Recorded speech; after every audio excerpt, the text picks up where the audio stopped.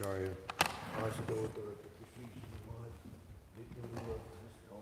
Divine Grace, Shilabhai Charanarvinda, Bhakti Vedanta Swami Maharaj, ISKCON's BBT, Founder Acharya, Jagat Guru, Patita Pavana, Srila Prabhupada Ki Jai. Jai Om Vishnupad Paramahamsa Privajakacharya, Astutar Shishi Maj Srila Bhakti Siddhanta Saraswati Thakur, Srila Prabhupada Ki Jai, Jai Om Vishnupad, Srila Gaur Das Babaji Maharaj Ki Jai, Paramahamsa Gaur Das Babaji Maharaj Ki Jai, Shishi Radha Govinda Deva Ki Jai, Shishi Radha Govinda Ki Jai, Grantaraj Srimad Bhagavatam Ki Jai, Nitai Gaur Premanandi, Hari Bol. All glories to the assembled devotees. All glories to the assembled devotees. All glories to the assembled devotees. All glories to Sri Guru and Sri Gauranga. All glories to Srila Prabhupada. Hare Krishna.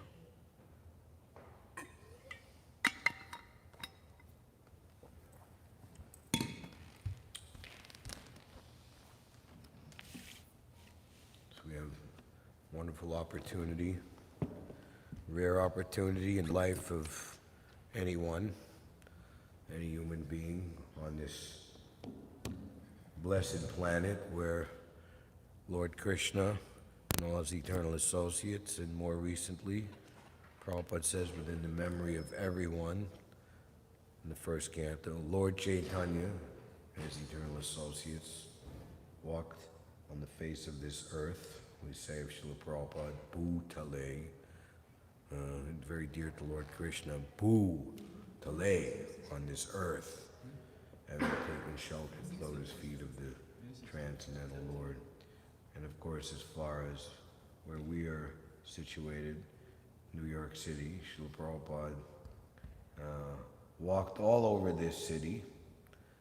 He established the Krishna consciousness movement, which is spread all over the world and all over the universe. We are distributing the holy name. We are distributing Srila Prabhupada's books. Devotees, they live their life, and their life seems to come to an end, but where do they go? Ebe Jas Gusuk Chirbuman. May your fame be spread all over the three worlds. So it's the Lord's business to incarnate with his devotees in every planet, in every society, in every even forms of life. So how is that done? We were hearing about Mahatma Vidura in the first canto. In one purport, it's described that Vidura, Yamaraj, as Vidura, worked very hard as a great devotee, that he converted the most materialistic person, Dhritarashtra. Sometimes the Lord and his devotees have to play the part of lowly creatures to deliver the fallen conditioned souls. So in the case of Yamaraj, the most judicious, expert in judicial matters, especially these days, people are concerned that the court system will work properly and it hasn't been corrupted by various demoniac influences. So we have in the United States the Supreme Court. Their decision is God's decided. So that is Yamaraj, his most expert, but yet he became an associate of the Lord in his pastimes as Vidura. So before spending our time hearing something of the glories of such a great personality as Srila Gaura Kishore Das Babaji, just one immediate greatness. Krishna loves to show contrasts. At the end of the chapter in the Chaitanya Charitamrita, Pradyumna Mishra, instructed by Ramananda Roy, Arjuna Nanda, is India still very caste conscious in many and most places? Right, very caste conscious. It's not a question of the quality of the man. It is the birth, the jati, and the division that one's in. So Lord Chaitanya likes to smash that conception of life. He really likes to do that. Even as before he's initiated. No, he's initiated. He starts the Sankirtan movement. This Nimai Pandit is ruining the Hindu religion. Can you imagine the caste Hindus to try to, just like the religious priests of the time, they went to the Romans to get rid of their problem with Lord Jesus Christ. So they're going to the Muslim Qazi to get rid of the problem of Nimai Pandit, who's destroying, the caste system. He's getting all the untouchables and low-class people dancing and chanting all together, hugging and embracing and crying in the street. But this is a disaster. So Pradyumna Mishra is a high-class Brahmin, and Ramananda Roy, who is Vishaka Saki incarnate, the most confidential attendant of Srimati Radharani, the supreme internal pleasure-giving potency of the Lord, Bhakti Devi herself, these are subordinate. In pure state they serve her, in impure state they serve Maya, Goddess Durga. Serve they must. Is a Sudra, Kayasta by caste. Even though he's like a big government minister, still it's considered. I wish to hear from you, O Lord Chaitanya, the topics you discussed with Ramananda Roy at Godavari. Lord Chaitanya replied to Pradyumna Mishra, anything I know about such topics, I know from Ramananda Roy. Indeed, I don't know as much as him. If you want to hear such topics, go to him without delay. And a wonderful pastime took place. So at the end of that chapter, it describes that Lord Chaitanya knows to dismantle the pride of the false caste system. Lord Chaitanya illustrates it. Similarly, Rupa and Sanatana Goswamis, Rasacharyas, who were, ostracized completely from high-class Brahminical society because forced or voluntary, whatever, like Subhuti Roy, The Muslim governor comes to know that Subhuti Roy put some whip marks on his back. Oh, you should kill him. I can't do it. He was like a father to me. Well, he kept pushing. All right, I'll convert him to a Muslim. So he takes some water from a Muslim pot and sprinkle it on him. Oh my God, you're complete. So he goes to the learned Brahmins. What should he do? What is their advice? Not a very good advice. You should drink boiling hot ghee and give up your life. That's the best advice he could get, right? And what did Lord Chaitanya? You should incessantly chant the Hare Krishna Maha Mantra, as did Haridas Thakur, who there's no record of him even being given formal initiation. So all the anti-initiation bodies, they shouldn't use that. Well, Haridas Thakur didn't need initiation, so neither do I, you know. But Haridas Thakur is who he is. He's Brahma Haridas. He's Lord Brahma, wanting complete forgiveness from Krishna for the Brahma Vimohan Leela, stealing the cows and calves of Krishna, trying to make some trick. Just see the penance of Lord Brahma.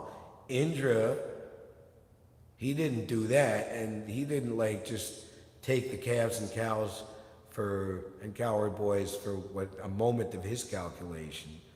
Indra, he what are they saying today? What's a term that's being, unfortunately, we have to hear? A genocide of epic proportions. Wanted to destroy the residents of Vrindavan. So he didn't come back in Lord Chaitanya's Leela in the most humble and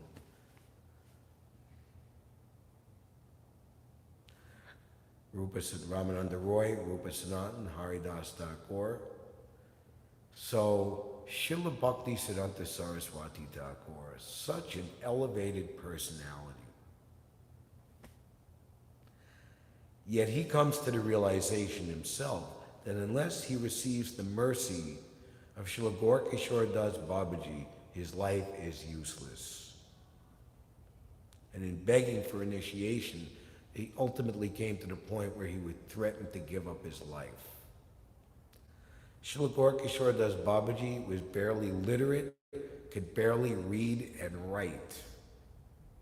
He was born in very obscure, like Bamsi Das Babaji.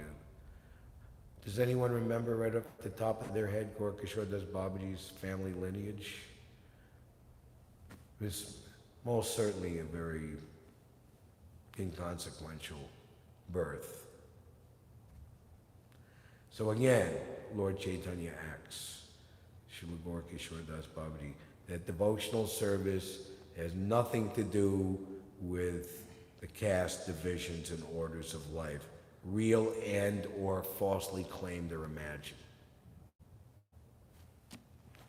So the Bhagavatam, we're reading verse 17 of the 5th chapter, correct? That's what's written there.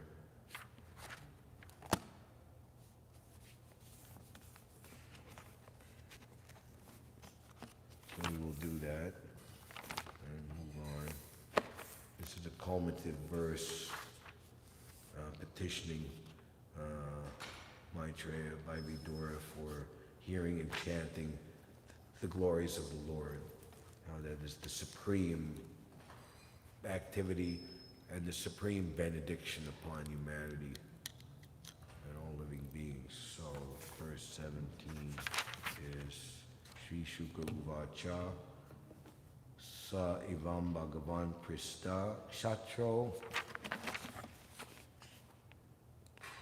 Kosarvo Muni Pumsam Nishreyasartena Tamaha Bahu Manyan. Anyone want to chant? Shri Shuka Vacha Saivam Bhagavan Krishna Shatra Kausharavo Munihi Mumsa Nishraya Sathena Tamaha Bahumanayan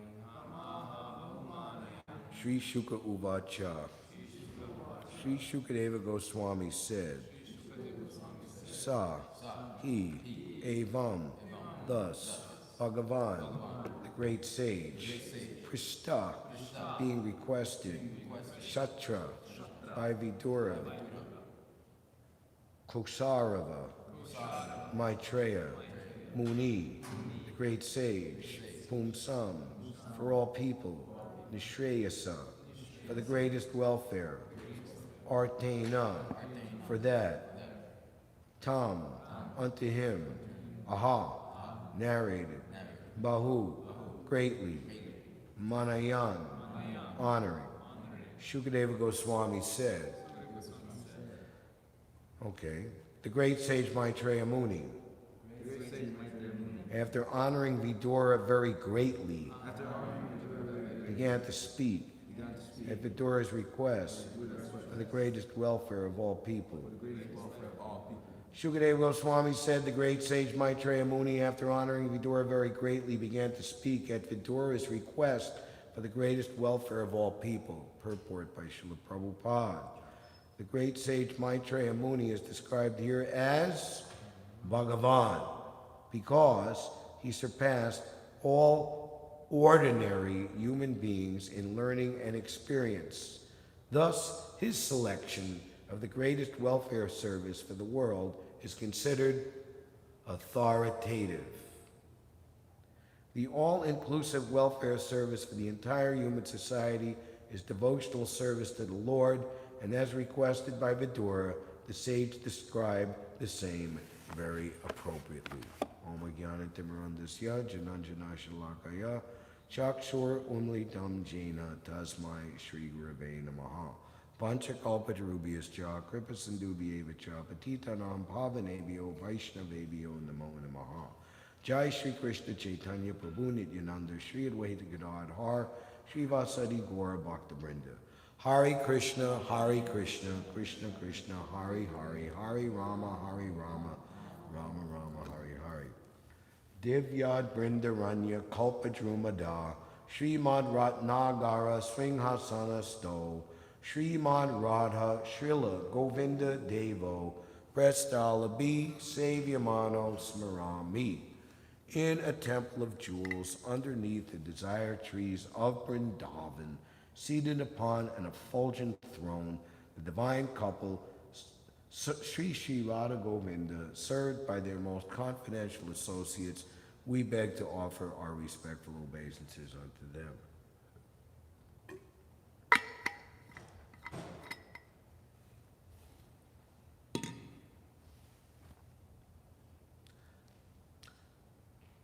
Bhagavan, we take that, or most of the time, practically all the time, as a term specifically reserved for the Supreme Personality of Godhead, Bhagavan, the Supreme Lord who is full in 6 opulences: unlimited strength, wealth, wisdom, intelligence, beauty, fame, and renunciation. The great sage Maitreya Muni is described here as Bhagavan because he surpassed all ordinary human beings in learning and experience. So, when someone besides the Supreme Lord is honored, not whimsically or haphazardly, but properly, just like our Srila Prabhupada, he was awarded by the Vaishnava Society the term Bhakti Vedanta in recognition of his scholarship, exhaustively understanding all of the revealed scriptures and the opinions and conclusions of the predecessor acharyas, rightfully so, like it's described here. The all-inclusive welfare service for the entire human society is bhakti, devotional service to the Lord. Thus, we are calling you Bhakti Vedanta. That was awarded, Prabhupada said. This term was awarded by the Vaishnava Society conferred upon me. Actually, you can read that Srila Bhakti Siddhanta, he made many different honorific titles given to his disciples. Of course, it was also revealed in the case of Srila Bhakti Siddhanta to maybe, many people in this world, even in the devotional society, they're more motivated if they get some honor and recognition. Srila Bhakti Siddhanta tells a story, Balam Rice and cow ghee.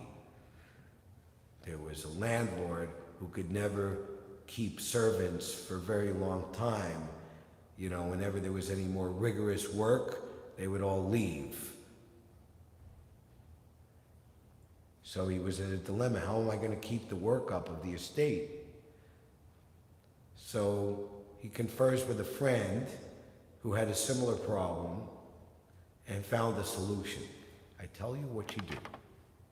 You feed them the highest quality basmati rice and the best quality cow ghee for 6 months, and don't ask them to do anything.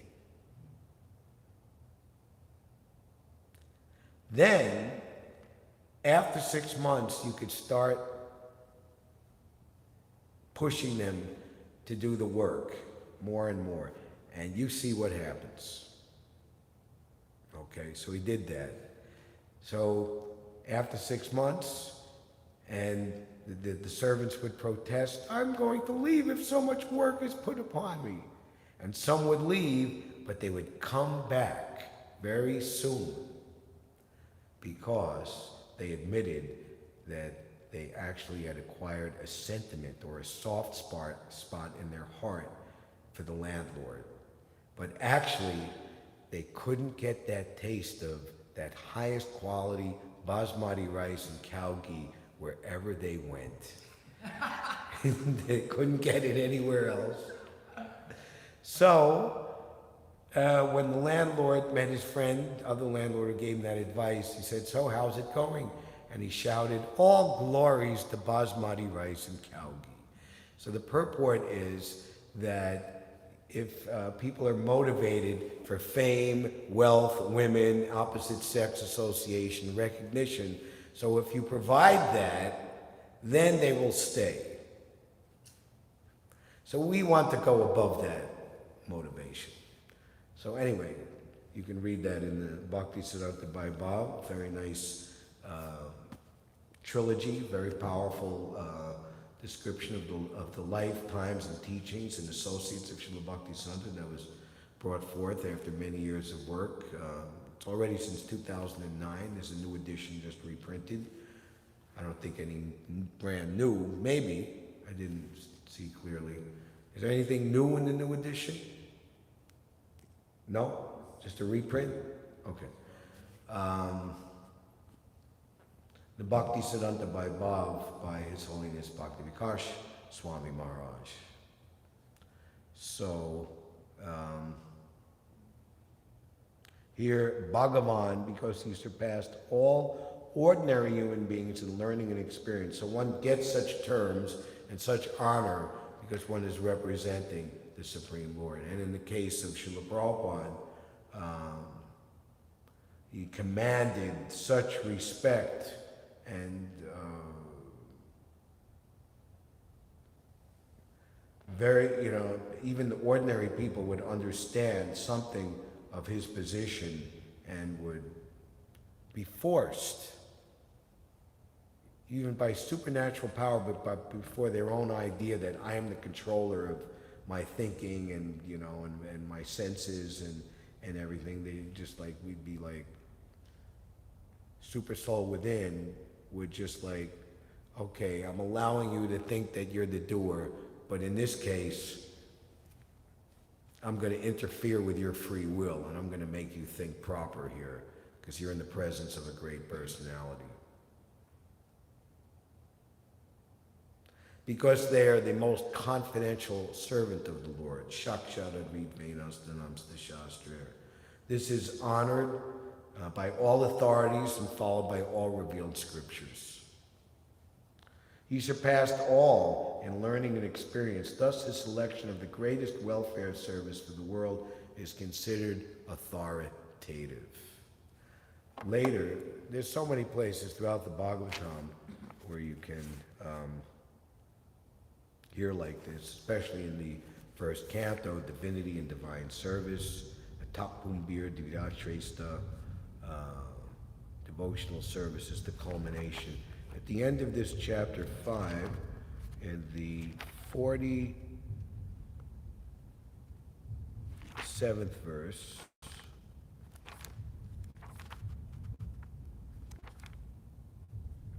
this is very nice.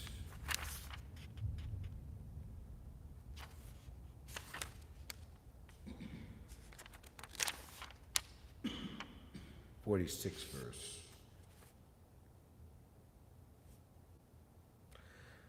O Lord, persons, this is the demigods offering prayers to the Lord. O Lord, persons who because of their serious attitude attain the stage of enlightened devotional service, achieve the complete meaning of renunciation and knowledge, and attain the Vaikuntha Loka in the spiritual sky simply by, Krishna Katha, simply by drinking the nectar of your topics. The difference between the impersonalistic mental speculators and the pure devotees of the Lord is that the former pass through a miserable understanding of the absolute truth at every stage, whereas the devotees enter the kingdom of all pleasures even from the beginnings of their attempt. Beginning. The devotee has only to hear about devotional activities which are as simple as anything in ordinary life, and he also acts very simply, whereas the mental speculator has to pass through a jugglery of words which are partially facts and partially a make-show for the maintenance of an artificial impersonal status. In spite of his strenuous efforts to attain perfect knowledge, the impersonalists attain merging into the impersonal oneness of the Brahmajyoti of the Lord, which is also attained by the enemies of the Lord simply because of their being killed by him. The devotees, however, the same position of like the worst demons killed by the Lord is attained by the most ardent and sincere, so-calledly sincere, long-term striving impersonalists. Profit, what is it? Risk-benefit analysis, right? Ridiculous. The devotees, however, attain to the highest stage of knowledge and renunciation and achieve the Vaikuntha Lokas, the planets in the spiritual sky. The impersonalists attain only the sky. That's all I get is just the sky. And does not achieve any tangible transcendental bliss, whereas the devotee attains to the planets where real spiritual life prevails. With a serious attitude, the devotees throw away all achievements like so much dust, and he accepts only devotional service, the transcendental culmination. Srila Prabhupada, at the January 1971 Ard Kumbh Mela, which I believe was the once every 144-year one, is it true that by bathing in the Triveni at this time one gets liberation? Yes. But we're preaching, we've come here to preach Krishna consciousness. We're already liberated. Or another, I think maybe at the same Kumbh Mela, that they will strive so hard by all these austerities to get liberation, but we will get liberation simply by eating a sweet ball, as he popped it into his mouth.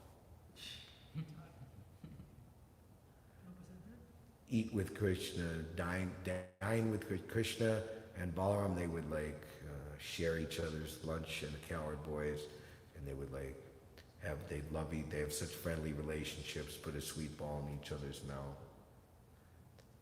The chipped rice Panihati festival, those who are very, very fortunate could see Lord Nityananda wandering amongst the groups of eaters with Lord Chaitanya who came in meditation, and Lord Nityananda would take a morsel of prasadam from each devotee and put it into the mouth of Lord Chaitanya. Unbelievable.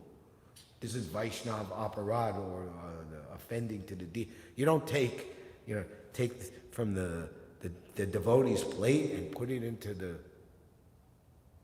for the deity. It's the other way around. So this most exalted pastime is that, and these are all the eternal associates of Lord Chaitanya, Lord Nityananda, he's tasting the individual, very unique and highly developed and perfected bhakti, the attitude, bhava grihi janardana. He's accepting the attitude of service. A very deep confidential meaning to that pastime, Chipped Rice Yogurt Festival.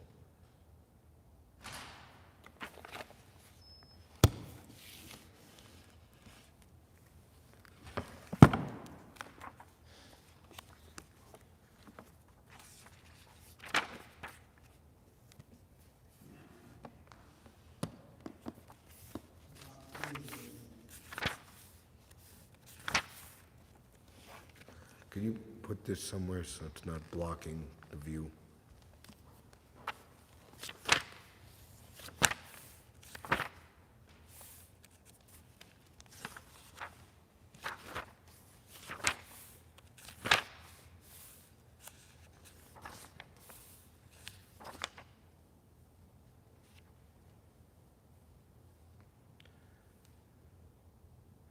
In 1898, after performing bhajan for almost 30 years in Braj Mandal, Srila Gaura Kishore Das Babaji arrived in Navadvip Dham.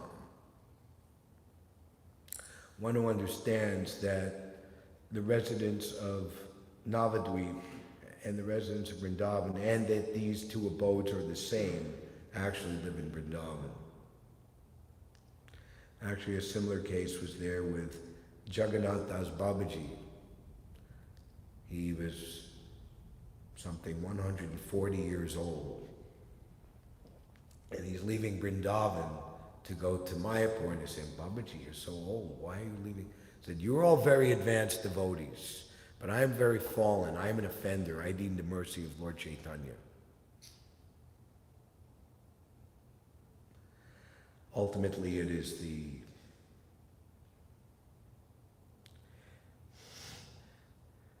prerogative of such a high-class Paramahamsa Vaishnava to serve the Lord, Sri Krishna Chaitanya, Radha Krishna, Nahi, Anya, in different moods and mellows of the various dhams, which are ultimate Navadvip and Mayapur and Vrindavan, which are ultimately non-different.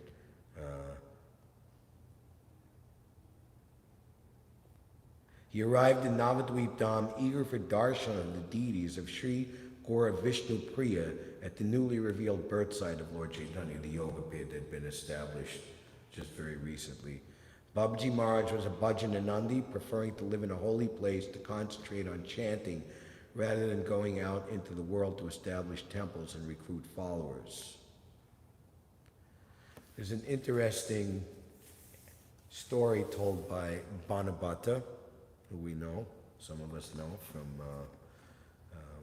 now he's in New Vrindavan, previously around the Prabhupada village area. So he was the temple commander for a 4-month period in Mayapur during one of the big Mayapur festivals. So he was trying to get the residential buildings together so the devotees could stay. So some devotees were coming early, and one American devotee had come, and he was very strong and stout and able-bodied, and he had asked if he could help with the work. He said, I've come here simply to chant Hare Krishna. So after the morning program and breakfast, he would disappear into the banana patch, the banana grove, and just sit in the trees and just chant all day long. So as the temple commander, Banabhatta had access to Srila Prabhupada, and he was like really, he got hot on this, and he wanted to make a complaint. So he went to see Srila Prabhupada. He just kind of unannounced came into the room. Prabhupada was sitting behind his desk, just chanting like this: Hare Krishna, Krishna Krishna, Hare Hare, Hare Rama, Hare Rama. So he came and paid full dandavats, And Prabhupada said, yes.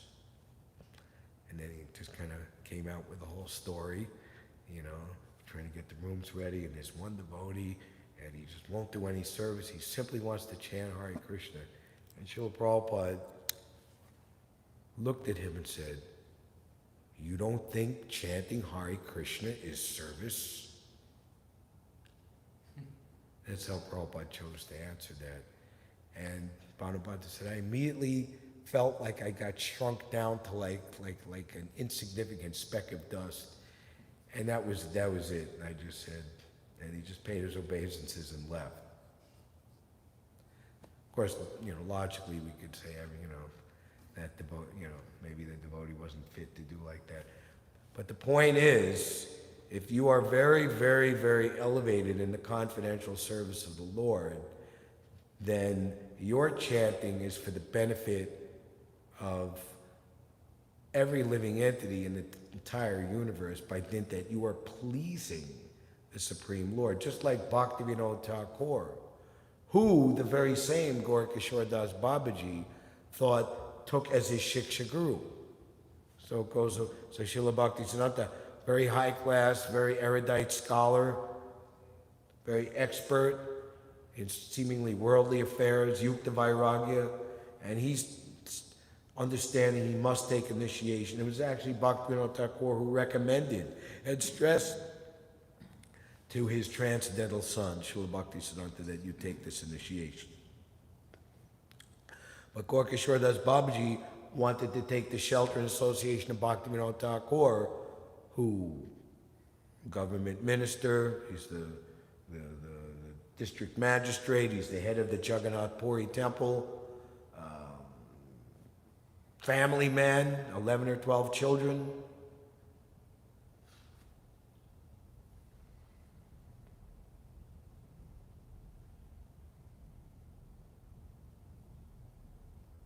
So Bhaktivinoda Thakur, he, unlike Srila Bhaktisiddhanta, had a kind of more ecumenical approach to the lead personalities of the day, especially those who were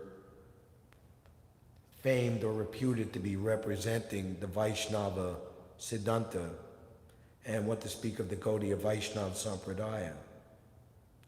But later on, Srila Bhaktisiddhanta, he had a take no prisoners attitude in correcting the anomalies and the faults and the discrepancies that he saw. So Srila Bhaktivinoda Thakur, you can read also in this book, he felt some dissatisfaction that he tried so hard. A lot of times when you give people a concession, they take advantage. Not that they use that merciful concession to slowly or, in due course of time, rectify themselves, but they might use that concession to further exasperate the problem. So Lord Chaitanya appeared to him and said, my dear pure-hearted one, you simply go to the place which is non-different than Govardhan Hill, Chatak Parvat, and Jagannath Puri, where I personally with my own hand buried my beloved Haridas, and you simply chant my holy names continuously for the rest of your life. And by that you will deliver the entire universe. That was in 1907, the last 7 years of Srila Bhaktivinoda Thakur's life. So the more that we chant, the more that we are gradually pleasing the Lord and convincing him that we really mean business, and our chanting will have more and more efficacy, more and more potency, and more, ultimately, more and more ability to give pleasure to the Supreme Personality of Godhead. That's why Prabhupada said, when the hippie asked him, what does the chanting lead to? The chanting leads to more chanting. He, preferring to live in a holy place to concentrate on chanting rather than going out into the world to establish temples and recruit followers. So one time Srila Bhaktisanta was asked, you're such a dynamic preacher, but your guru is, like such a recluse, Babaji. And he gave the example of how, a machine, maybe the ferry boat, I think was the example. It has a motor, but it is like, making the propeller go and like powering us across this large expansive Ganga River. So, but the engine runs on a battery. The battery is just a small thing, and the battery's not doing anything, but all the energy comes from the battery. So he related that example to all power is coming from my Guru Dev because of his.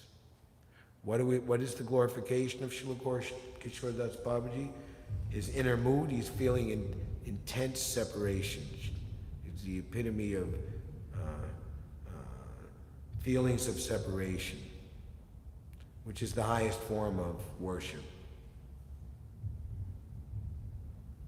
As Shakshad Vairagya Murti, renunciation personified, he rejected bodily comforts and made little effort to shelter or maintain his body. He ate raw earth, uncooked rice, and other items generally considered inedible. He shunned company, had no patience with pretenders posing as devotees, and ignored or vituperated those who approached him, chastised. He cared not for any residence. In Navadweep, he lived for some time under a detachable wicker awning of a country boat, and for several months in a latrine. His possessions were practically nil. Sometimes he donned cloth taken from dead bodies at the burning god, and at other times he went naked. He had no interest apart from chanting the holy names continuously and associating with the few devotees he recognized as genuine. Toward the end of 1898, at Bhaktivinoda Thakur's newly constructed house in Svanata Sukhata Kunj, those of you who've been to Mayapur, you know that, Gojruma, that's where his samadhi is, and his beloved deities of Sri Gaur Gadadhar within the samadhi are there, the original kerosene, oil-powered fan. Who has been to Bhaktivinoda Thakur's house in Mayapur? Very good. So at this place, Srila Siddhanta Saraswati had his first darshan of Babaji Maharaj, who arrived there wearing a tiger skin cap and carrying a basket containing puja paraphernalia, both of which had been given to him by the famed Sri Bhagavan Das Babaji of Kalna.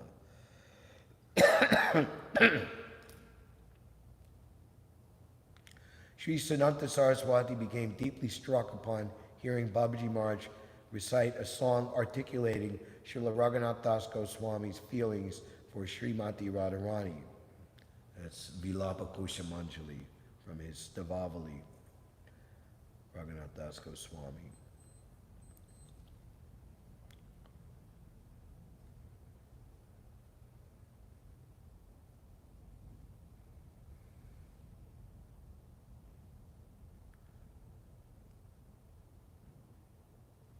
Sometime later, Babaji Maharaj presented Siddhanta Saraswati with that hat and basket of paraphernalia, as well as 4 or 5 pieces of knotted string for counting japa and a tilak stamp with the initials Ha and KR, meaning Hare Krishna. Although practically worthless materially, these gifts were spiritually invaluable, having been given by a Paramahamsa. Although many reputed gurus were desirous to count Sri Siddhanta Saraswati as their own, he detected their insincerity, spurned their wooing, and stood opposed to them. Srila Bhaktivinoda Thakur had been his Shiksha Guru from birth and had given him Harinam and mantras for worshipping Nrsingadev and Sri Kormadev. Yet, so that Sri Siddhanta Saraswati could attain additional spiritual shelter, guidance, and inspiration for his future colossal service, Srila Bhaktivinoda Thakur sent him to Srila Gaur Das Babaji for further initiation. Sri Siddhanta Saraswati was decidedly aristocratic, intellectual, and of exemplary virtuous deportment, whereas by external consideration, Babaji Maharaj was illiterate, cranky, and crude.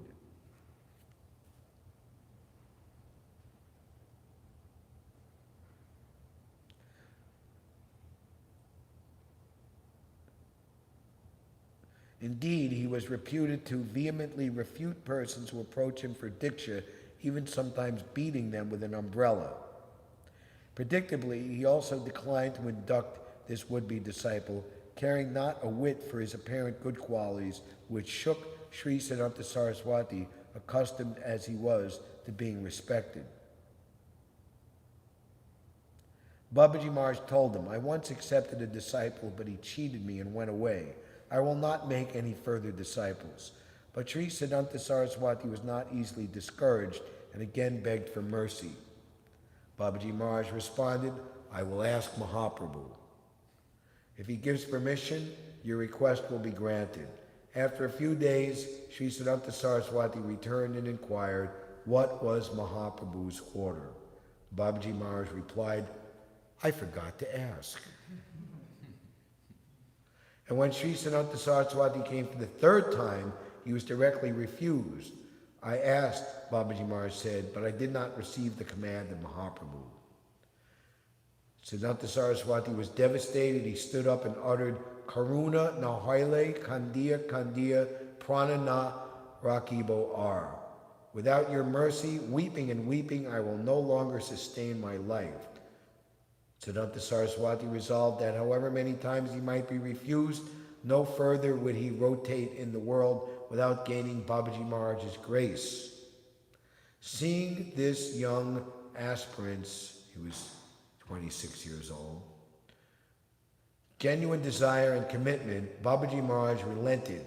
He told Sri Siddhanta Saraswati to bathe in the nearby Saraswati, tributary of the Ganga, and then return, after which he accepted him as a disciple. That was in January 1900. So we'll take a little license that there is no breakfast and go a few minutes longer to describe the disappearance of Srila Gaurkishore Das Babaji, which this is the 106th Tirubhav anniversary. He disappeared from this plane on the 16th of November 1915, which was this Uttanakadasi day.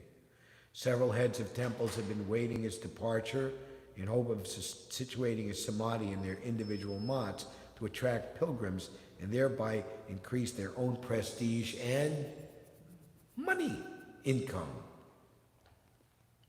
Thus, the competition generated by his passing was intense and, as in often cases in such things in India, nasty.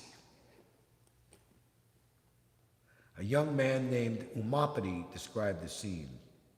So this Umapati was later initiated as Kunja Bihari, his right-hand manager man, who later became Bhaktivilas Tirtha Maharaj.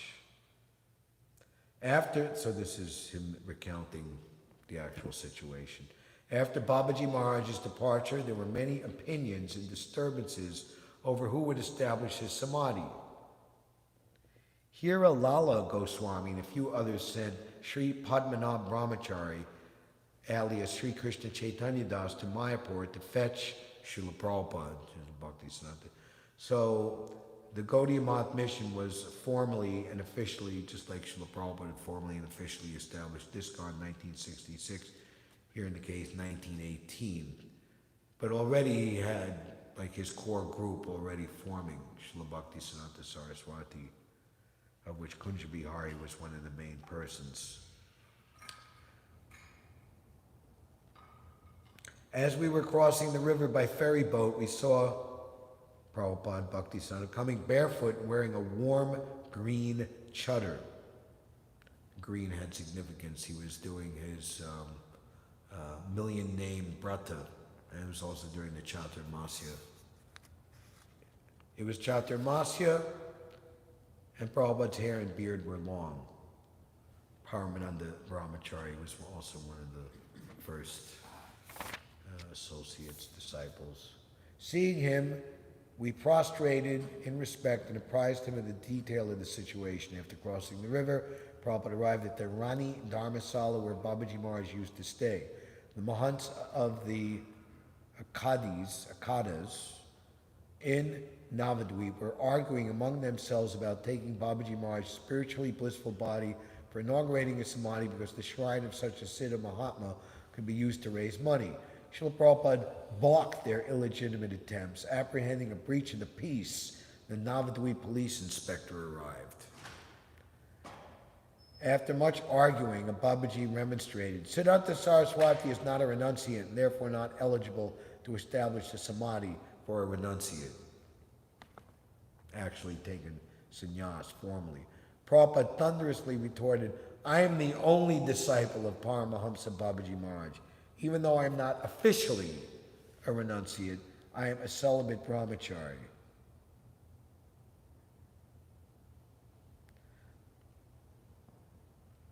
Actually, in their case, these Babajis say that you have to be Babaji initiation, not sannyas.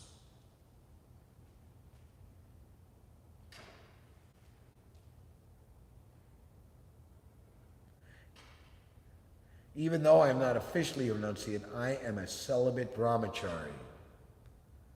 And by the grace of Babaji Maharaj, I am not furtively addicted to abominable habits or involved in fornication, as are certain simian people.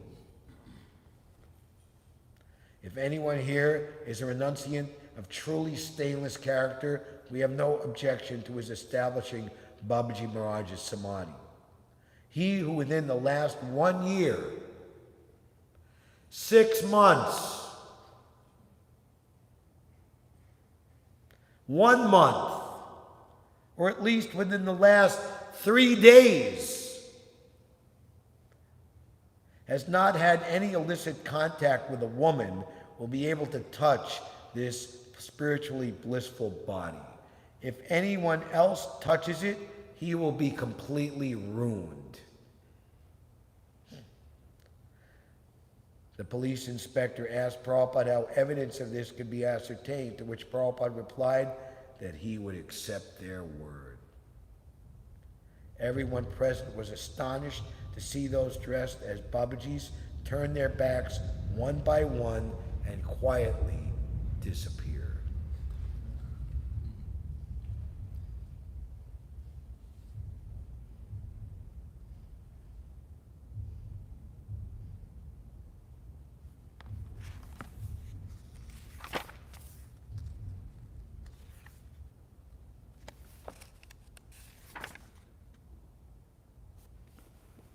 Upon Babaji Maharaj's disappearance, Srila Bhaktisiddhanta Saraswati was greatly bereaved.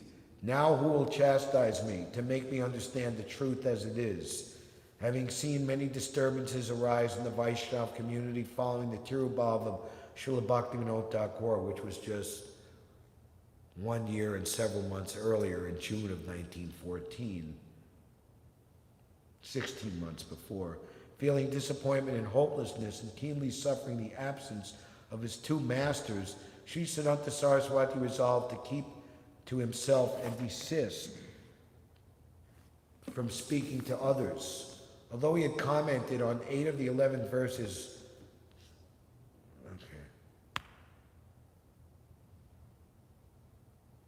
Bhaktivinoda Thakur's commentary on Rupa Goswami's Upadeshamrita, he ceased working on it. He lamented, "Whom shall I now show my articles and books?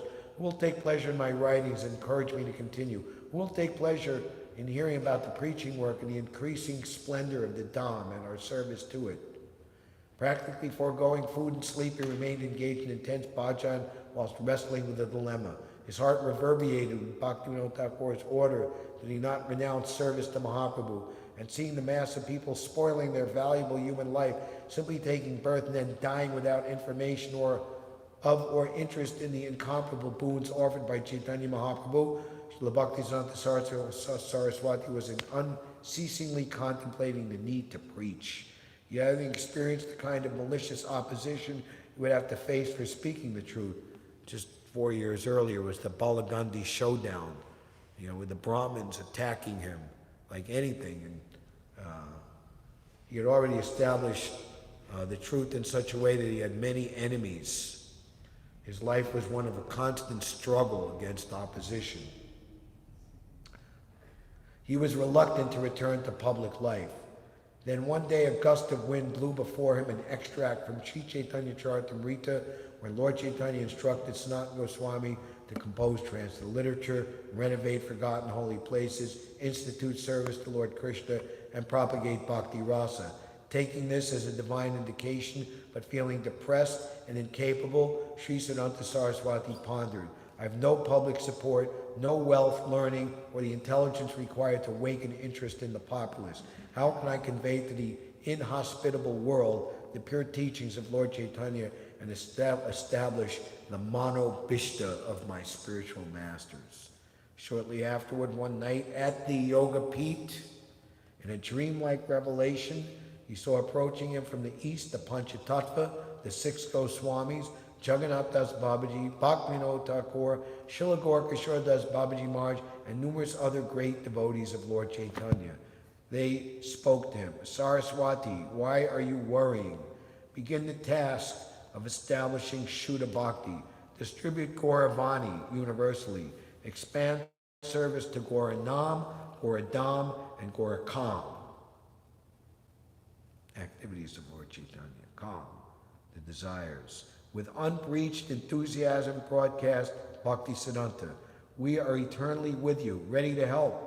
The support of unlimited people, immeasurable opulence, and boundless scholarship awaits the blessing to serve your mission. All will manifest when required. Come forward with full strength to distribute the message of Mahaprabhu's Prema Dharma throughout the globe. No worldly hindrance or menace will be able to obstruct this undertaking of yours. We are forever with you. Next morning, the few young disciples who had gathered round him saw for the first time in many days his face refulgent in happiness.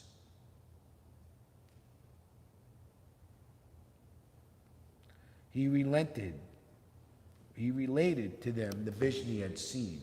Before long, he resumed work on his Anuvriti, Shastra translation and commentary, and thenceforth his avidity for preaching was fully rekindled and unretractable. So this is a very wonderful day to understand the glories of Srila Gaura Kishore Das Babaji, the discipleship of Srila Bhakti Siddhanta Saraswati Thakur, and how that comes down to us in our own individual and collective mission, which is exactly the same, if not to be understood according to time, place, and circumstance. The aim and essence is the same. I'd like to conclude today's class by reading a letter that Srila Prabhupada wrote to Makan Lal, who later became Bhaktivedanta Madhava Maharaj. He passed away recently. The brother of Rama Raya, Prabhupada's architect devotee, June 22nd, 1973. You have asked whether nuclear devastation on this planet would affect the Sankirtan movement. No, there is nothing that can stop the Sankirtan movement because of the will of God himself, Lord Chaitanya, and that his holy name be heard in every town and village. Neither can the demons devastate this planet independent of the will of Krishna. Nothing happens without his sanction. If Krishna wants to kill someone, no one can save him.